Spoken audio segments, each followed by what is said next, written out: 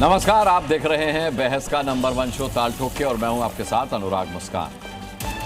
अच्छा, आज जो है वो 2 मुद्दों पर हम कमोबेश चर्चा करेंगे। पहला मुद्दा कल की डिबेट का एक्सटेंशन है। कल हमने संघ बयान पर चर्चा की थी, जो उन्होंने एक तो मुस्लिमों की घर वापसी को लेकर एक बयान दिया था कि भाई जितने हिंदुस्तान में मुसलमान रहते हैं उनकी घर वापसी करानी है क्योंकि उनके मूल में हिंदू है, वो डीएनए से हिंदू है। एक तो उनका ये बयान था, दूसरा उनका जनसंख्या को लेकर के बयान था कि मुस्लिमों से मुकाबला करने के लिए हिंदुओं को अब 3 बच्चे पैदा करने चाहिए, वरना ये जो है इम्बैलेंस हो जाएगा। कल हमने इस पर डिबेट की थी। अब मोहन भागवत के घर वापसी वाले बयान पर अरशद मदनी का रिएक्शन आया है और अब वो तबाही की धमकी दे रहे हैं। भागवत ने घर वापसी की प्रक्रिया तेज करने की बात कही थी, उस पर मदनी ने कहा है कि अगर ऐसा हुआ तो तबाही आ जाएगी। अब ये वो आशंका जाहिर कर रहे थे या धमकी दे रहे थे, डिबेट में हम चर्चा में टटोलेंगे इस चीज को। दूसरी खबर आज होगी, शुभेंदु अधिकारी जो हैं, शुभेंदु अधिकारी ने एक वीडियो ट्वीट किया है जिसमें सड़क पर नमाज पढ़ी जा रही है पश्चिम बंगाल में। तो फिर ऐसे में बहस जरूरी है। क्यों? क्योंकि मौलाना अरशद मदनी ने नफरत का आरोप लगाया है और हिंसा की बात भी कही है कि भाई तबाही आ जाएगी। ये क्या है? संघ प्रमुख ने हिंदुओं की संख्या घटने पर आगाह किया है और 3 बच्चों की बात कही है, जिस पर हमने कल डिबेट की थी। कुछ राज्यों में चुनाव से पहले कुल मिलाकर के हिंदू मुस्लिम पर अब राजनीति आप कह सकते हैं कि तेज हो गई है और ऐसे में कई सवाल उठ रहे हैं। अब आज के मुद्दे की बात करूं तो सवाल ये उठता है कि मौलाना मदनी धर्मांतरण और घर वापसी में क्या फर्क नहीं समझ रहे या समझना नहीं चाहते। कोई अपनों की घर वापसी की बात करेगा तो क्या खून बहाने की चेतावनी दी जाएगी? अगर कोई मुसलमान खुद घर वापसी करना चाहता है तो क्या तबाही आएगी? और पश्चिम बंगाल में एक खास वर्ग को सुविधाएं क्या सिर्फ वोट के लिए दी जाती हैं? और भी कई सवाल हैं जो हम ताल ठोक के अपने मेहमानों के सामने रखेंगे। हमारे साथ कई खास मेहमान जुड़ चुके हैं। उनका इंट्रोडक्शन कराने से पहले, चर्चा शुरू करने से पहले एक छोटी सी रिपोर्ट देख लीजिए। विश्व हिंदू परिषद और भारतीय जनता पार्टी के जो बड़े बड़े नेताओं के दामाद हैं, पहले ये सलाह उन्हें दे देते तो बेहतर होता। जो कहा है उन्होंने देश के हित में कहा है, समाज के हित में। ये तमाम बातें बेबुनियाद हैं, इनका कोई औचित्य नहीं है, इनका कोई मतलब नहीं। इससे मुसलमानों को टारगेट करने वाली बात होती है, मुसलमानों को निशाना बनाने की बात होती है। वोट बैंक की लालच से, तुष्टीकरण की राजनीति के लालच से ममता बनर्जी, उनकी पुलिस इनको संरक्षण दे रहा है। अधिकारी ने जो ट्वीट किया है, इंट्रोडक्शन करा देता हूं मैं। डॉक्टर अजय आलोक भारतीय जनता पार्टी से हमारे साथ प्रवक्ता आज की डिबेट में रहेंगे। प्रोफेसर संगीत रागी राजनीतिक विश्लेषक के तौर पर हमारे साथ रहेंगे। वरिष्ठ पत्रकार अनंत विजय हमारे साथ जुड़ चुके हैं आज की डिबेट के लिए।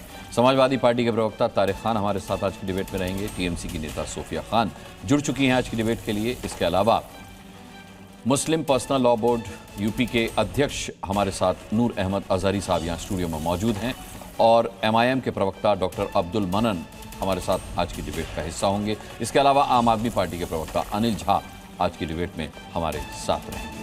तो चलिए डिबेट की शुरुआत करते हैं। सबसे पहले टीएमसी से सोफिया खान हमारे साथ हैं। सोफिया जी, अभी जिस तरीके से शुभेंदु अधिकारी ने ट्वीट किया है एक वीडियो, उस पर मैं आपका रिएक्शन जानना चाह रहा था। उनका तुष्टीकरण का आरोप है। वो साफ तौर पर कह रहे हैं कि भाई पश्चिम बंगाल में चुनाव है, इसलिए खास वर्ग को कुछ भी करने की इजाजत है। हम जानते हैं कि सड़क पर नमाज पढ़ना नहीं चाहिए, लेकिन उसके बावजूद उन्होंने जो वीडियो ट्वीट किया उसमें अच्छी खासी तादाद में मुस्लिम भाई जो हैं वो सड़क पर नमाज पढ़ रहे हैं। तो ये खास प्रिविलेज उन्होंने आरोप लगाया है कि चुनाव के मद्देनजर है। क्या कहना है आपका?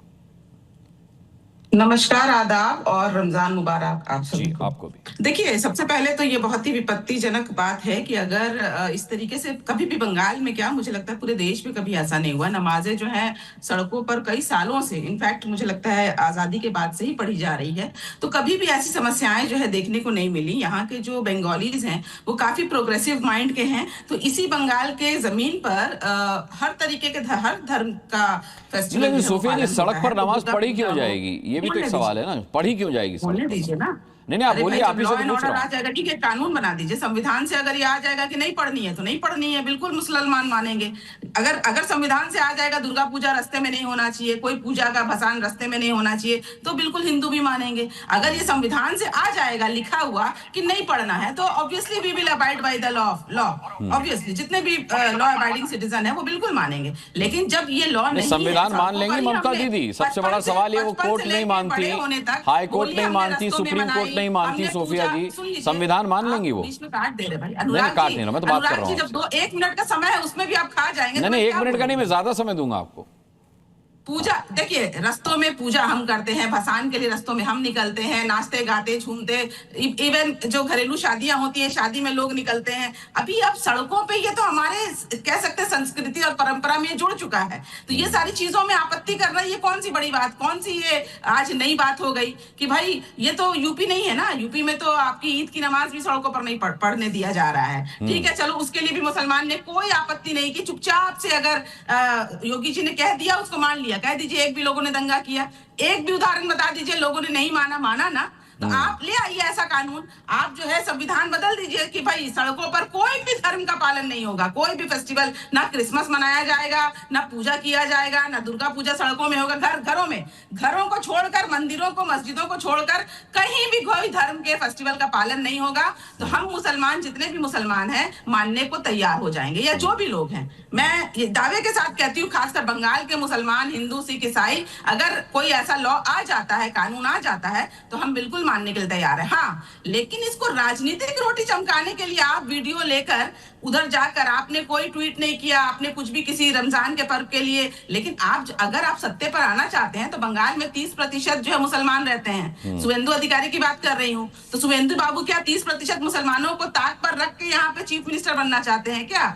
मैं उनसे सवाल करना चाहूंगी कि आप अगर यहाँ पे आस्था को, बोलने का तरीका होता है, देखिए हर एक चीज का एक तरीका होता है, अगर कानून से कहीं भी पास हो जाता है तो मुसलमान मानेंगे, लेकिन आप आके धौस जमाइएगा, ट्वीट कीजिएगा और उनको जिहादी, मुल्ले और पता नहीं बांग्लादेशी नाम से अगर व्यंग कीजिएगा, तो कोई भी, मुझे लगता है कोई भी जो समझदार देशवासी है शुभेंदु जैसे मानसिकता है, जैसे लोगों के साथ बिल्कुल नहीं खड़े रहेंगे। ठीक है डॉक्टर अजय आलोक, अब सीधी सी बात है कि उत्तर प्रदेश में तो ये ऐलान जो है कि सड़क पर खुले में नमाज ना पढ़ जाए, योगी आदित्यनाथ ने किया है, तो अब पश्चिम बंगाल में भी अगर कोई करेगा तो ममता दीदी करेंगी, और ऐसा लगता नहीं, क्योंकि देखिए वो कितने सौहार्द की बात कर रही हैं सोफिया खान की, भाई बारात भी निकलती है, शोभा यात्राएं भी निकलती हैं, तो सड़क तो सांस्कृतिक समागम का एक मार्ग भी है, तो ऐसे में सिर्फ मुसलमानों के नमाज पढ़ने पर ही आपत्ति क्यों? और आपत्ति इस बात पर भी है कि उसे तुष्टीकरण बताना, ये तो एक बड़ा आरोप है कि भाई सड़क पर नमाज हो रही है, पश्चिम बंगाल में चुनाव है, तो देखिए ममता दीदी और उनकी पार्टी तुष्टीकरण कर रही है। सबसे पहली बात सोफिया जी ये बताएं कि संविधान में कहां लिखा हुआ है भाई कि सड़क पे नमाज पढ़ना जायज है? संविधान छोड़िए, क्या कुरान शरीफ में या इस्लाम में लिखा हुआ है? सऊदी अरब में तो मैंने आज तक नहीं देखा। मैं आपके बीच में नहीं बोल रहा था, मैं आपके बीच में नहीं बोल रहा था, सुनिए ना। सऊदी अरब में कोई क्या रोड पे नमाज पढ़ सकता है? पढ़ लेगा। दुबई में गया हूँ, आज तक किसी को नहीं देखा रोड पे नमाज पढ़ते हुए।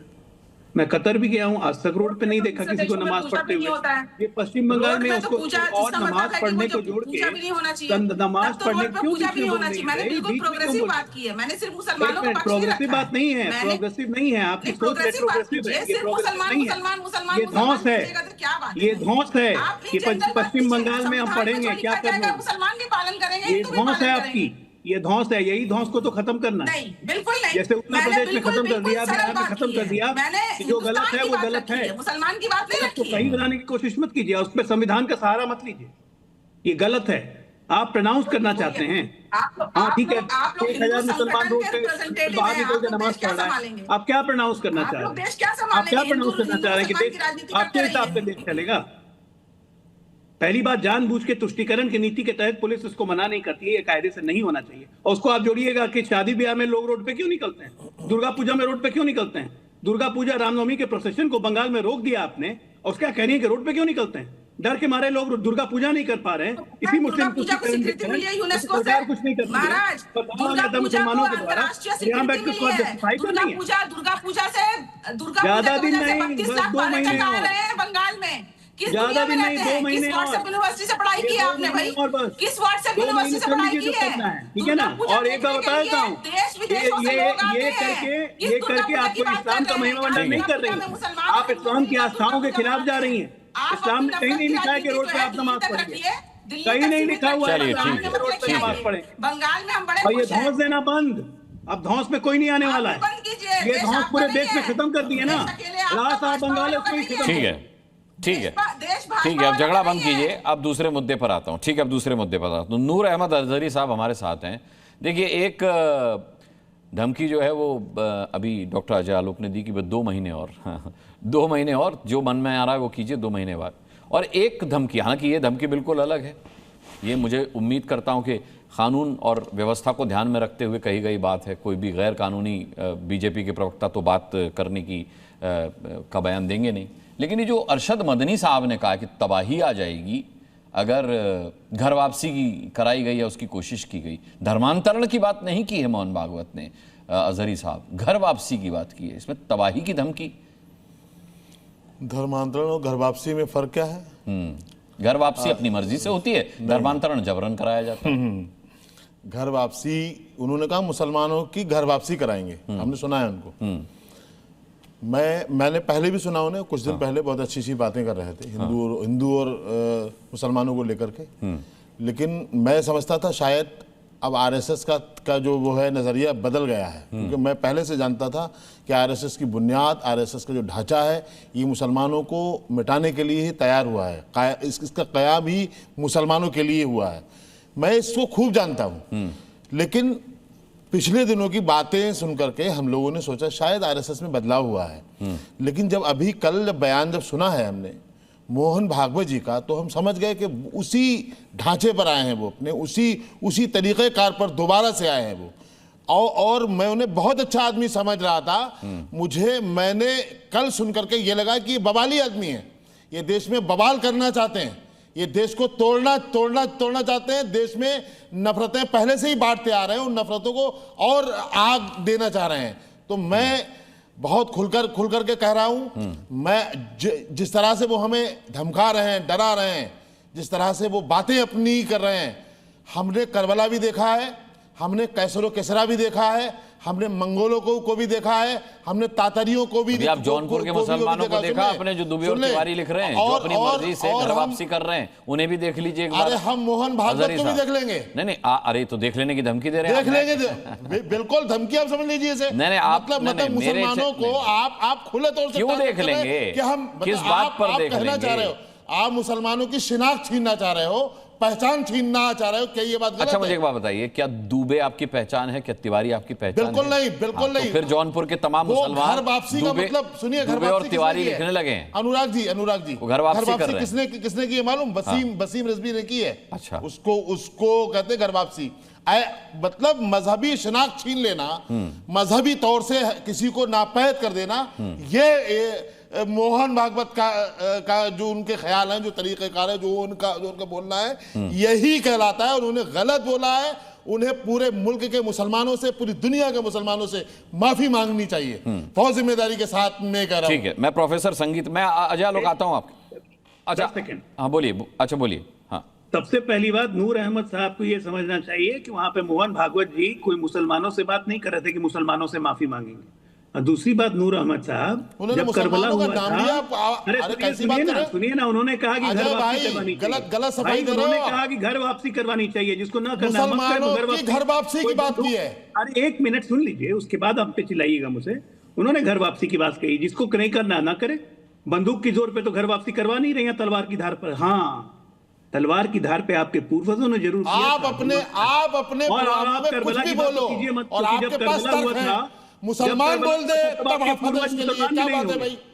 आप अपने धार्मिक प्रोग्रामों में कुछ भी बोलो, तलवारें दिखाओ, तलवारें बांटो, मुसलमानों को मतलब धर्म संरक्षण के नाम से मुसलमानों को कुछ भी करो, मुसलमान कह गए।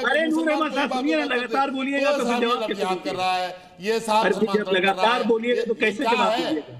क्या चाहते एक हो जवाब दे, मेरे एक सवाल का जवाब दे दीजिए। अरे संरक्षण आपका सवाल का जवाब दे जितने अब देखिए बहस में दो लोग जब बहस करते गलत मैसेज चला जाता है। सबको संरक्षण एक सवाल का जवाब दे दे, किसी की हिम्मत नहीं थी बोलने की इस तरह की। अरे छोटा सा एक सवाल है, जवाब दे दीजिए, बस छोटा सा एक सवाल है। जब करबला हुआ था तो आपके पूर्वज मुसलमान बन गए थे क्या?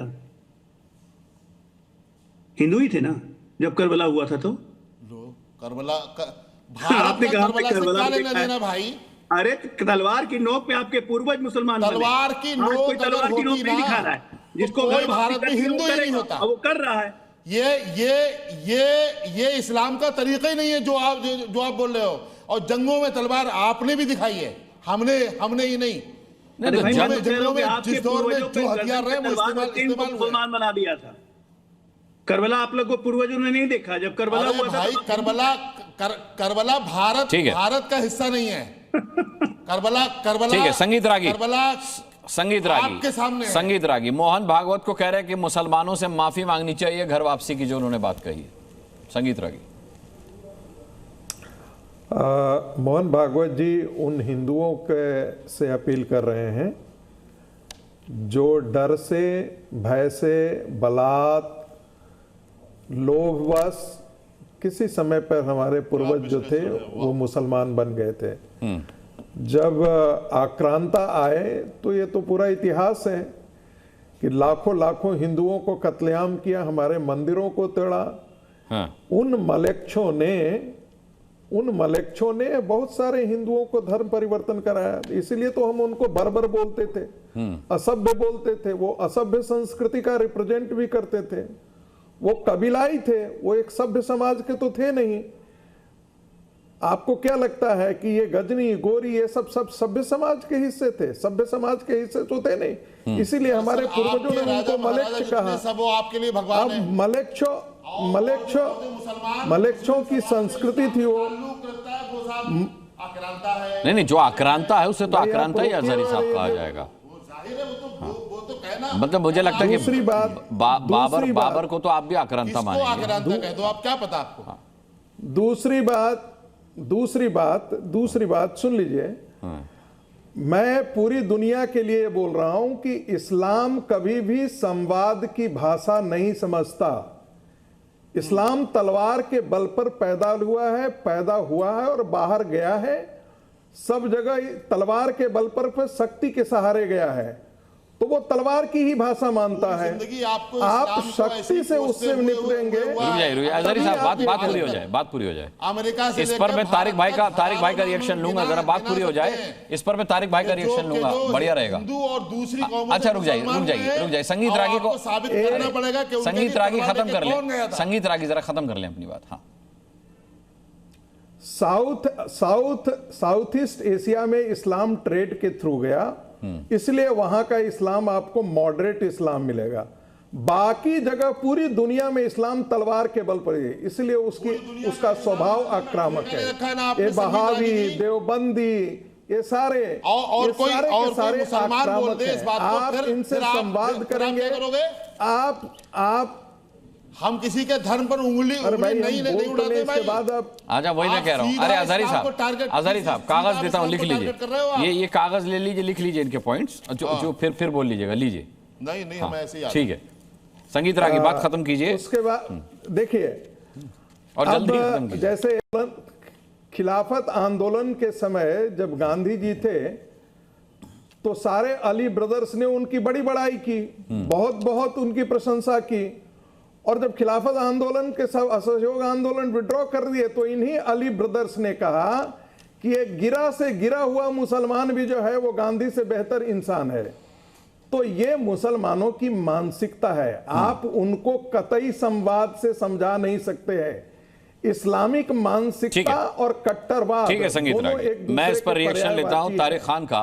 तारिक खान, ठीक है, इसलिए ये कोई बड़ी मुझे आश्चर्य नहीं हो रहा है कि इस प्रकार की लंपट वाली भाषा का प्रयोग मदनी ने किया है। ठीक है। तारिक खान हमारे साथ समाजवादी पार्टी से हैं। तारिक भाई, संवाद से तो आप समझते नहीं हैं, आपको सिर्फ भाषा समझ में आती है तलवार की। संगीत रागी का कहना है इनकी बातों से, रागी संगीत रागी की बातों से मुझे कुछ समझ में नहीं आता ये कहना। कह तो रहे संवाद से आपको नहीं समझाया जा सकता। फिर भी मैं सोच रहा था 7 फरवरी को इजराइल आपको समझा रहा है ना, इजराइल आपको समझा रहा है। हाँ तारिक भाई बीच में नहीं बोला था। अच्छा संगीत रागी, अब तारिक भाई को बोल। 7 फरवरी को प्राइम मिनिस्टर पहुंचते हैं मलेशिया, मुसलमान देश है।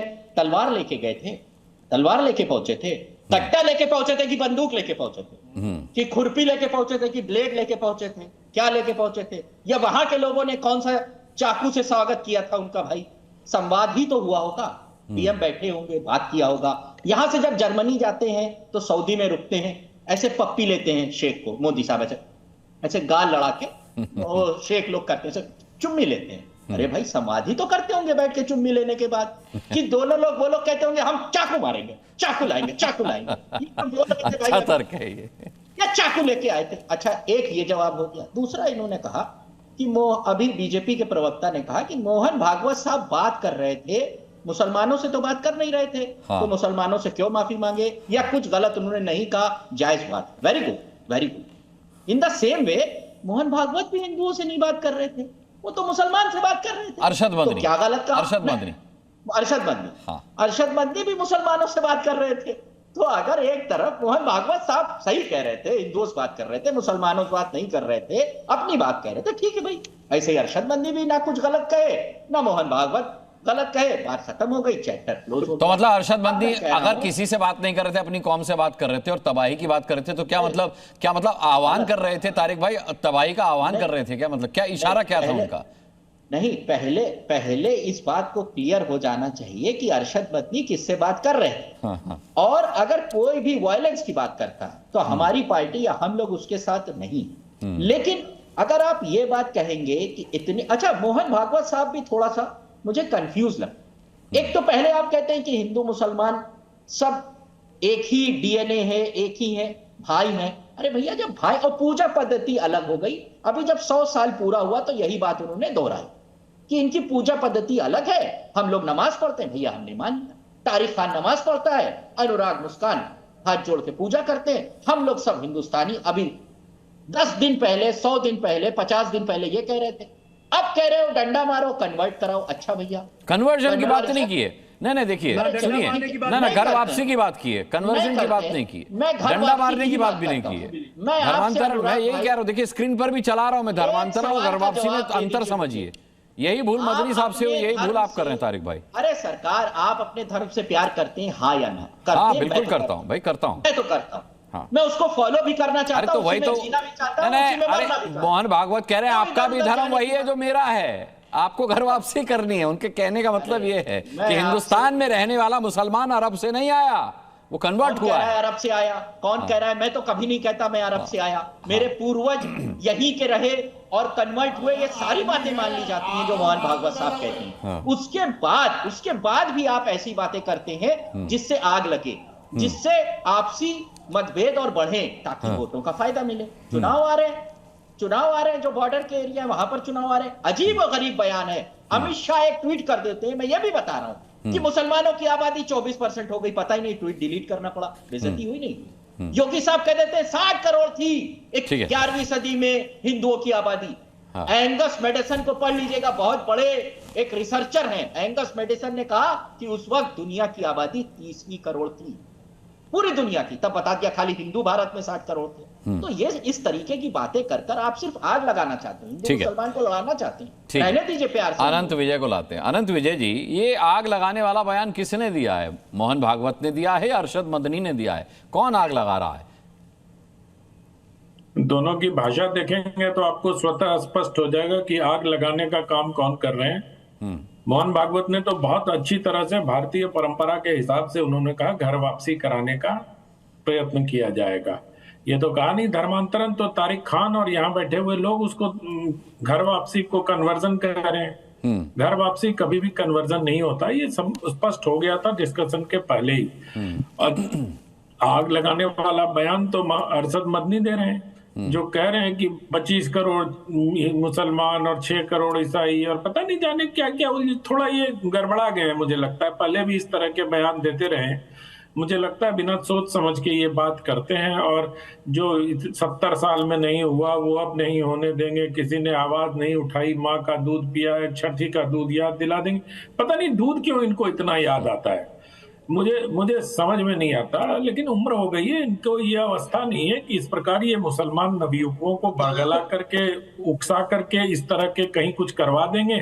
जो मुस्लिम कम पढ़े लिखे होंगे युवक, वो इनकी बातों में आ जाएंगे और कहीं कुछ कांड कर देंगे। इनका तो कुछ जाएगा नहीं, ये तो एसी कमरे में बैठ के अपना बयान देते रहते हैं, चेहरा तमतमाते हुए, दाढ़ी बढ़ा के, उनका कुछ नहीं होगा। लेकिन वो बेचारे जो आनंद विजय, अगर अरशद मदनी उकसाने वाला बयान दे रहे हैं युवाओं को, तो मोहन भागवत जब कहते हैं कि मुस्लिमों से मुकाबला करने के लिए कम से कम 3 बच्चे पैदा करने चाहिए, तो इसको आप उकसावे की कैटेगरी में रखते हैं या किसी और कैटेगरी में?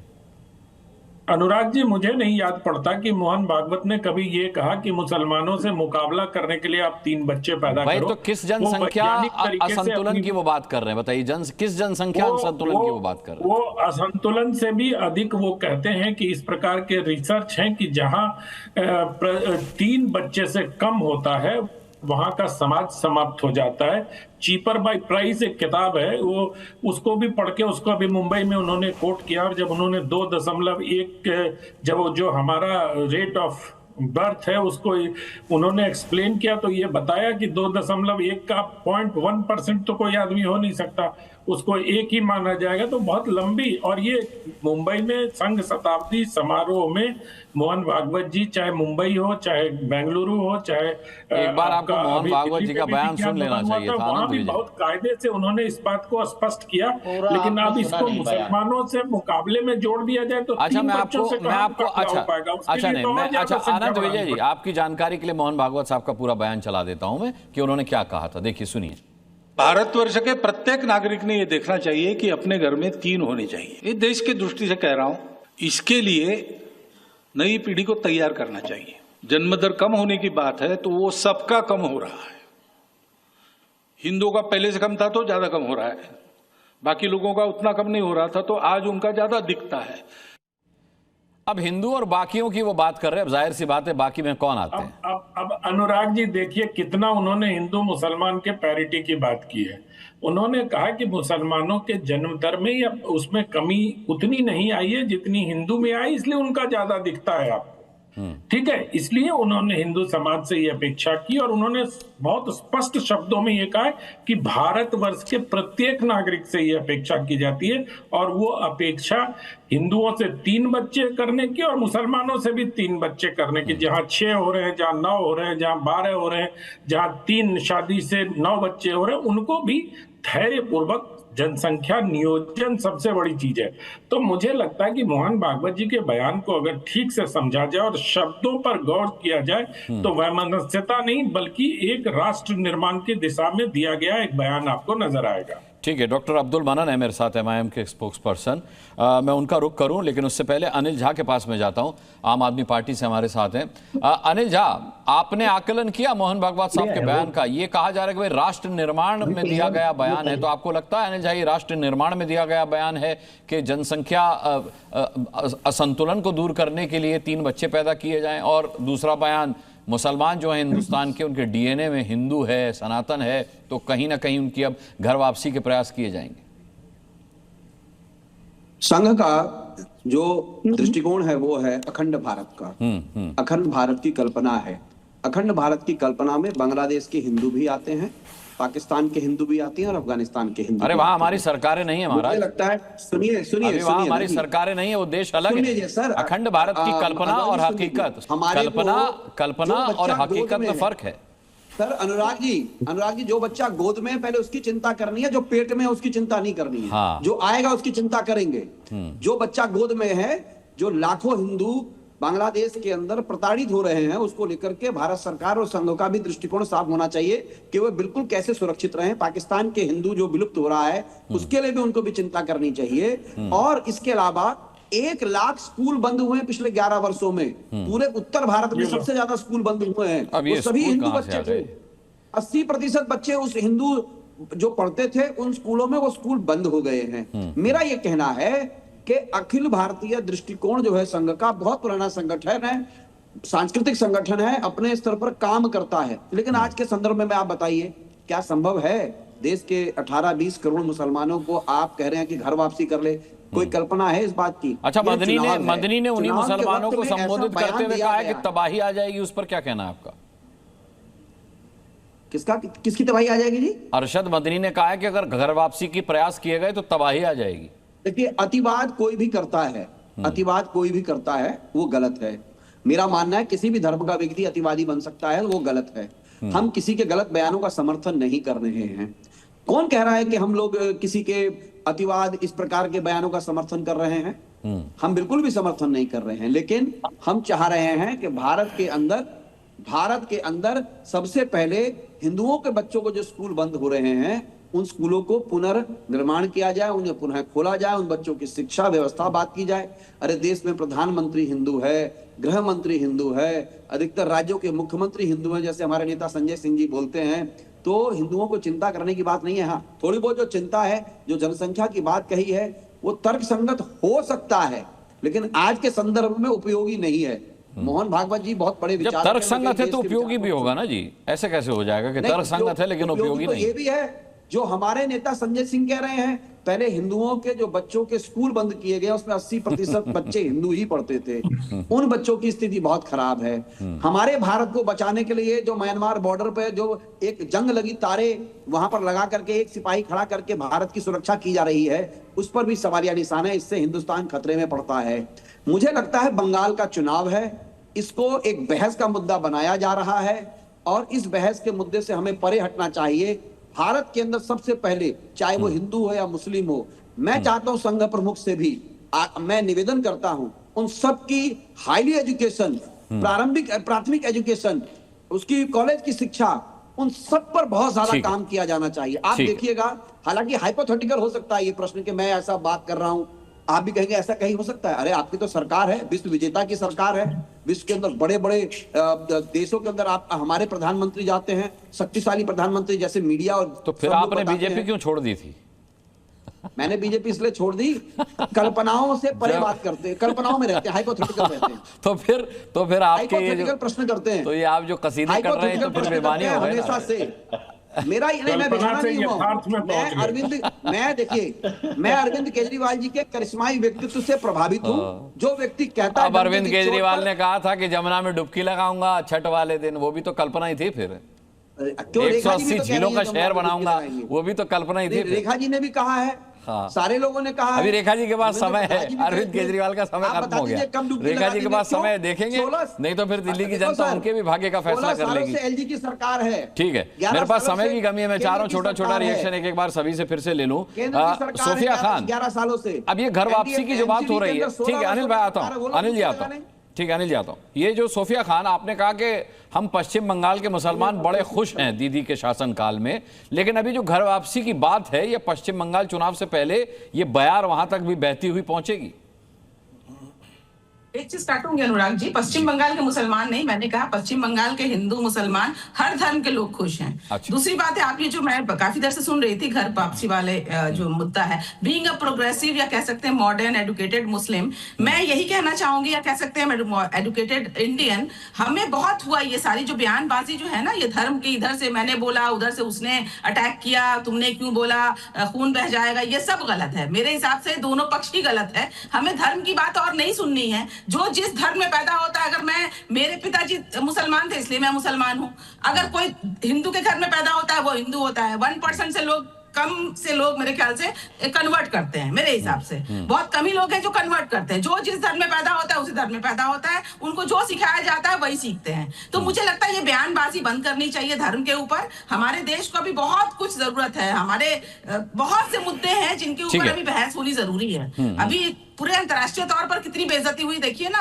गलगटिया जो हुआ, हमारी नाक तो कट गई ना भाई। एआई के दौर में हमारा नहीं, आपकी नाक अपनी जगह पर है और कहीं नहीं कटी है, मैं यकीन दिलाता चाहता हूँ कि नाक आपकी अपनी जगह पर है, बिल्कुल भी नहीं कटी है नाक, और ऐसी छोटी छोटी और अज्ञानता भरे बयानों से और बेवकूफियों से नाकें नहीं कटती हैं। मीडिया तो ढक देगी ना भाई। नहीं, मीडिया ने तो दिखाया, आपको पता कैसे चला? अरे सोफिया खान, आपको पता कैसे चला? मीडिया में देखकर ही तो पता चला। मीडिया नहीं, मीडिया में ऑरियन थोड़े आया था आपको बताने के लिए, आपको मीडिया में देखकर ही पता चला। ठीक है, संगीत रागी, ठीक है, संगीत रागी, रिप्रेजेंट करने की बात है अंतर्राष्ट्रीय। संगीत रागी, क्या आपको लगता है कि सोफिया खान कुछ गलत कह रही हैं? बहस करते रहेंगे हम, धर्म पर बहस करते रहेंगे,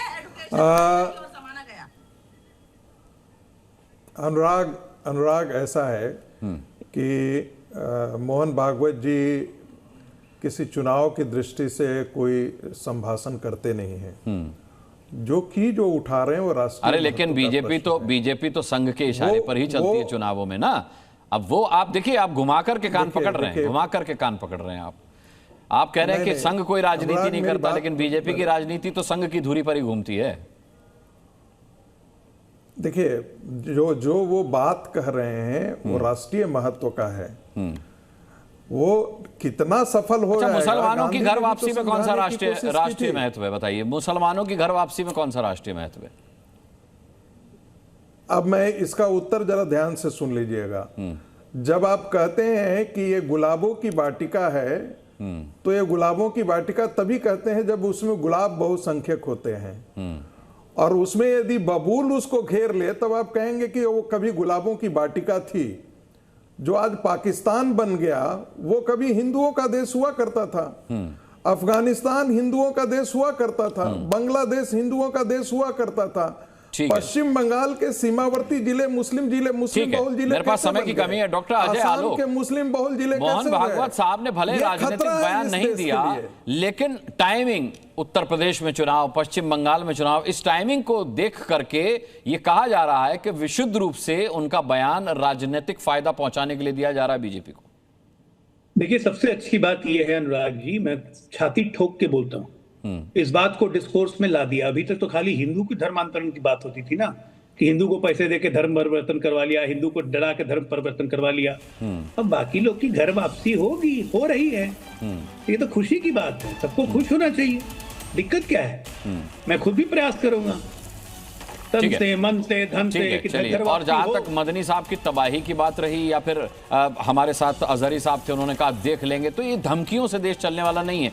हम हिंदू, मुसलमानों, सिख, ईसाइयों किसी भी तबाही के खिलाफ एकजुट होकर के लड़ने में यकीन रखते आए, और ऐसे इतिहास में हमने कई उदाहरण पेश भी किए हैं। तो मुझे लगता है कि राजनीतिक मसलों को धर्म के मसलों से और धर्म के मसलों को राजनीति के मसलों से दूर रखने की जिम्मेदारी न केवल स्पोक्स पर्सन की है, धर्म के जो नुमाइंदे हैं उनकी है, बल्कि पॉलिटिकल जो फिगर्स हैं उनकी भी ये बहुत बड़ी जिम्मेदारी है। और मुझे लगता है कि सभी इतने समझदार हैं कि अपनी अपनी जिम्मेदारियों को बखूबी समझते होंगे।